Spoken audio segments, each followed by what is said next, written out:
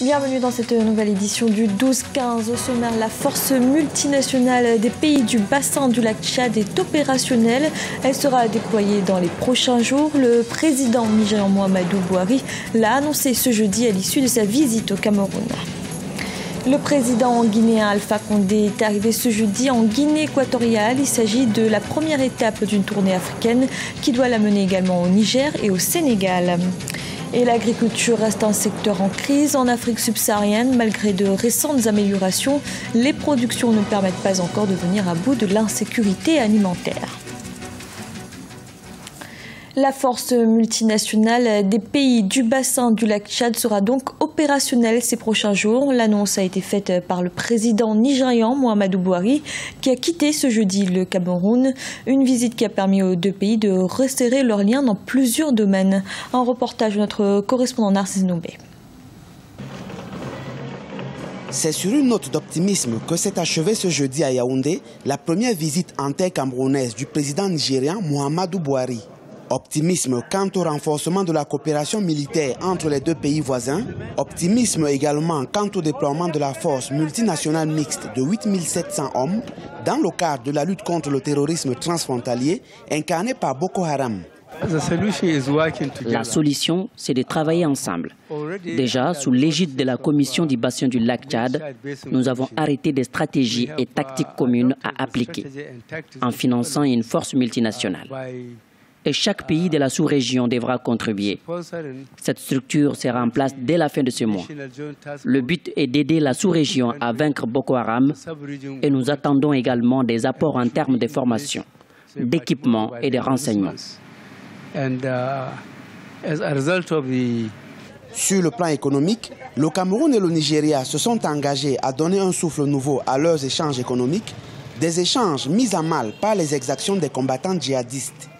J'en appelle donc, Monsieur le Président, à une dynamique nouvelle dans la relation économique entre nos deux pays pour plus de solidarité et de complémentarité. Dans le même esprit, nous devons promouvoir une grande fluidité dans nos échanges et plus de joint ventures entre nos opérateurs économiques. De nombreuses autres résolutions ont été prises par les deux chefs d'État à l'issue de cette visite de travail. Les accords de libre-échange signés en 1963 seront révisés afin d'améliorer le principe de libre circulation des personnes et des biens entre les deux pays. De nouvelles voies de communication seront construites, notamment le corridor Bamenda au Cameroun et Nougou au Nigeria, ou encore la route reliant Gambarou au Nigeria à Kousséri dans l'extrême nord du Cameroun. Le président guinéen Alpha Condé a entamé ce jeudi une visite officielle dans 3 pays africains. Première étape, la Guinée équatoriale. Il sera question de la coopération entre les deux pays. Le chef de l'État participera également aux festivités du 3 août. Un reportage de notre correspondant Serge Kofi. Première visite d'État du président guinéen Alpha Condé en Guinée équatoriale. Par ce déplacement officiel, Alpha Condé entend renforcer le partenariat entre la Guinée et ce pays d'Afrique centrale. Le 18 juin dernier, les deux chefs d'État avaient déjà posé à Conakry les jalons de la coopération rénovée entre les deux pays. Les relations entre nos deux pays ne sont pas par simple affinité de nom. Nos deux pays sont officiellement en relation depuis l'accession de notre pays à l'indépendance en 1968. Si les dites relations se sont interrompues pour des raisons que nous ignorons, c'est l'occasion pour les deux pays de renforcer leur alliance, surtout que lors de notre visite à Conakry, nous avons identifié les différents secteurs susceptibles d'intensifier la coopération entre nos deux pays. Le président Alpha Condé assistera aux festivités du 3 août qui commémorent le 36e anniversaire du coup d'État qui a vu la fin du régime de Mathias Nguema, le premier président du pays. À son arrivée à Bata ce jeudi, le président Condé est allé rendre hommage aux militaires tombés ce jour-là. Ce qui nous gêne en Afrique, c'est le courage de dire ce que nous pensons et d'être autonome dans nos prises de décision. Et deuxièmement, c'est le manque de solidarité. Le président a été toujours solidaire. Nous l'avons vu lorsque, à cause de l'Ebola chez nous, et aussi à ce qu'il a manifesté pour l'organisation de la Coupe d'Afrique, alors qu'on désespérait que cette Coupe d'Afrique se tienne.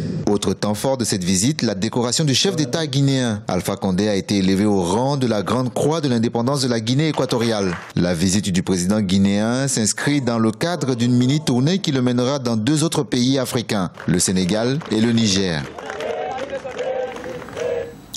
Le président nigérian Muhammadu Buhari sera ce samedi à Cotonou, au Bénin, à l'occasion de l'anniversaire de l'indépendance du pays.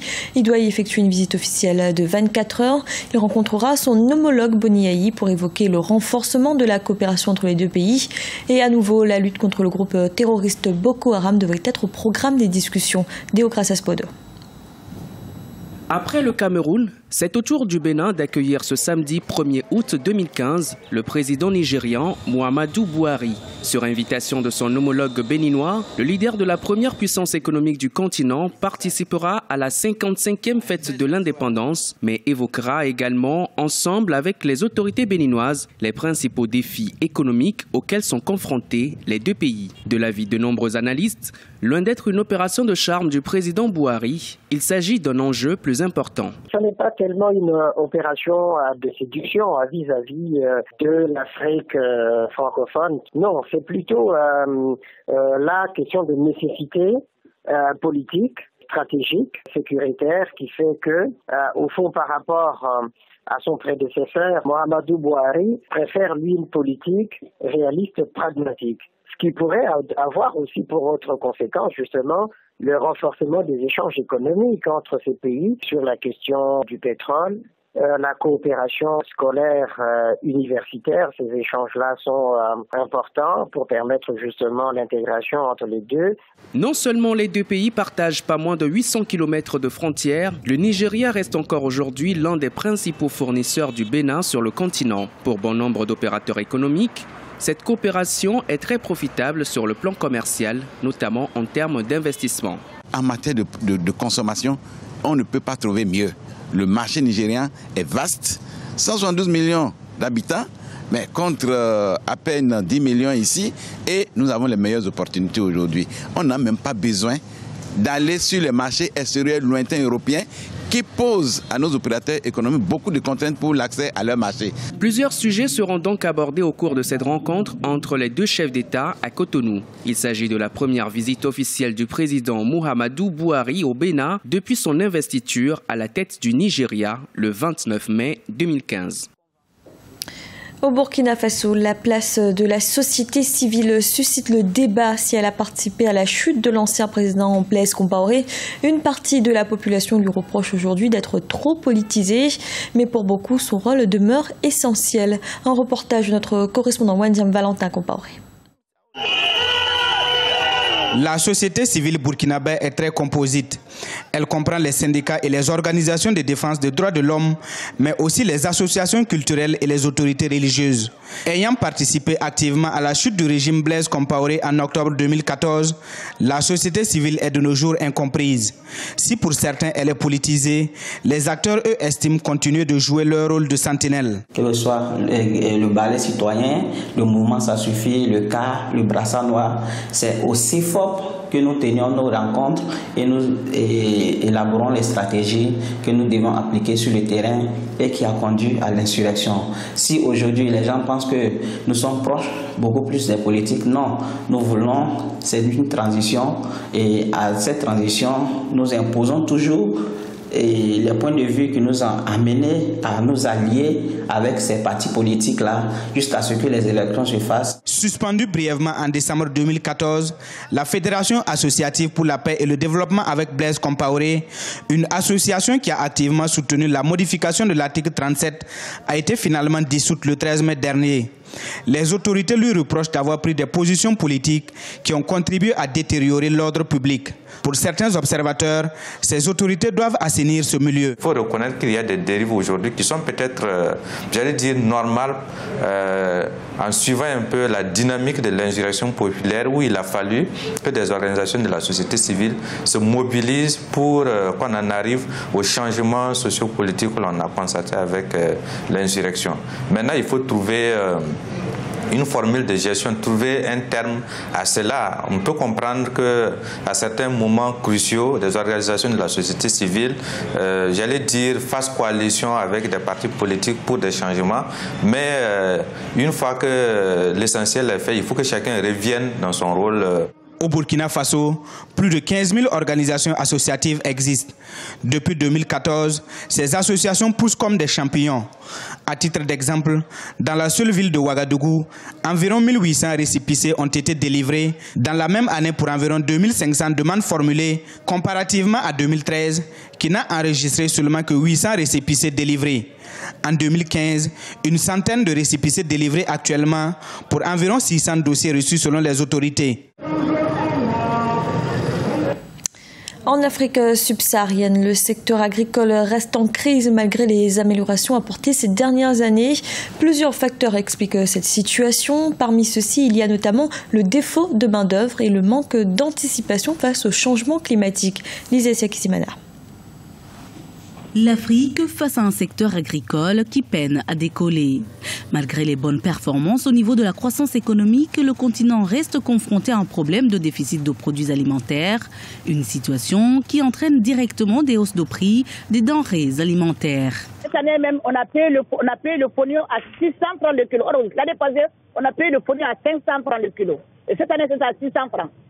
600, 550. Et l'arachide, cette année, ça fait 850. Or, l'année passée, on a payé le kilo d'arachide à 600 francs, 700 francs. C'est dû au changement climatique pour moi, parce que l'année passée, on a eu beaucoup de pluie, mais cette année, on n'a pas eu assez de pluie. Jusque-là, on n'a pas de pluie. La baisse de la productivité touche également le riz, qui est la nourriture de base dans plusieurs pays africains. Selon le FAO, l'Organisation des Nations Unies pour l'alimentation et l'agriculture, en 2014, la production de riz a baissé de 12% au Libéria, de 8% en Sierra Leone et environ de 4% en Guinée. Beaucoup de surfaces sont emballées véritablement donc pour la culture, soit du coton, du cacao, du café, etc. Et ce qui est encore grave, c'est que ces produits sont transportés à l'extérieur. Et c'est des produits bruts qui ne sont pas transformés sur place. Et ce sont des produits finis qui nous reviennent encore assez chers. Il y a aussi que l'agriculture au niveau de l'Afrique, notamment le Burkina Faso qui compte à peu près 90% de la population qui est agricole, cette agriculture n'est pas mécanisée. Nous sommes toujours à l'état de la houe, de la daba. Et de ce point de vue, les techniques agricoles ne permettent pas véritablement à l'agriculteur d'empocher un grand profit. Selon les experts, le manque de main-d'œuvre, l'insuffisance des infrastructures, les lacunes dans les réformes de droit de propriété du droit foncier, la mauvaise gouvernance et les changements climatiques expliqueraient entre autres cette crise agricole en Afrique. C'était le journal de la rédaction. Merci de l'avoir suivi. Retrouvez dans un instant une nouvelle édition de l'information.